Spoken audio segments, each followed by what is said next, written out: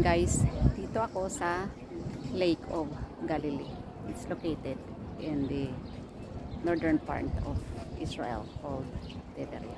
I will show you the whole video. Ano guys, yung itsura ng Sea of Galilee. Ayan, makita nyo. Ayun yung minus 210.190 meter. Yung siguro yung sea level niya. May simbahan. May cross dyan, ayan. Ayan, may mga tao na namumungwit. Pero parang just to pass the time na namumungwit lang sila. Ayun, mga old building mga to. Ayun, Ayun, tingnan nyo mga restaurant. Bukas ito. Yung mga tao na umupo-upo lang sila dito sa park. Ayan. Yung mga boats. Ayan. Walang. Ayun yung malaking boat doon. Dapat punong-puno yan. Pero ngayon wala. Guys, sa wakas dito ako sa Sea of Galilee. Ayan. Sinong gustong pumunta dito? Ayan, tingnan niyo Pero yung mga boats ngayon ay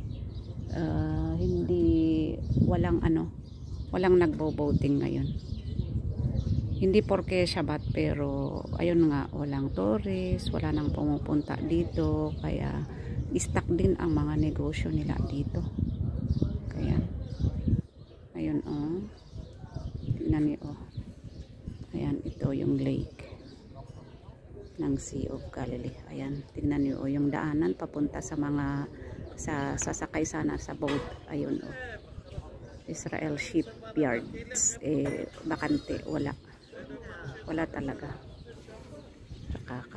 Ayan yung mga tao dito na nakaupo ay mga religious. Ayun doon sa taas doon ay hotel yun, kung nakikita nyo.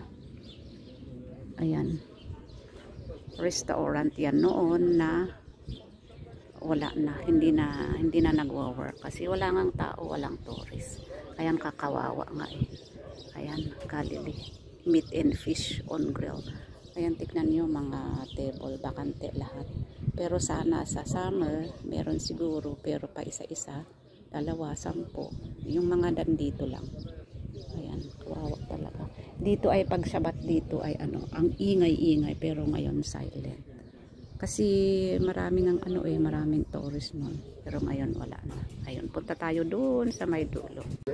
Ayun, punta tayo doon sa may dulo. Ayun, maganda. Ayan. Mga tao na nakaupo dito. Ang daming tao noon dito. Ayan yung Kesar Hotel. Old hotel din yan. Ayan, mga tao naglalakad lang dito. Ayan. Pero noon, grabe as in. Hindi mo masabi. Ayan yung mga boat. Ay, meron palang doon, pero baka private siguro yan. Mga private lang. Pero yung malalaki na boat, na yung medyo mura ang babayaran ay hindi sila nagwo-work ngayon kasi walang tao. Ayan yung picture sana ganyan sana. Ayan, maganda sana. Ayan. Mga ride ng mga bata, walang nagra-ride kasi wala ngang tao. Ayan Ayan, mga bakante. Ayan Ayan, dito ka mag-register, magbayad. Pero wala talaga. Ayan yung maliliit na store. Puro sarado na lahat. Salamat po sa panonood at hanggang dito lamang mga guys, at sana sa susunod ay maganda ang weather at kunin ko yung private whole na video ng Sea of Galilee. Maraming salamat po and see you on my next video. Bye bye.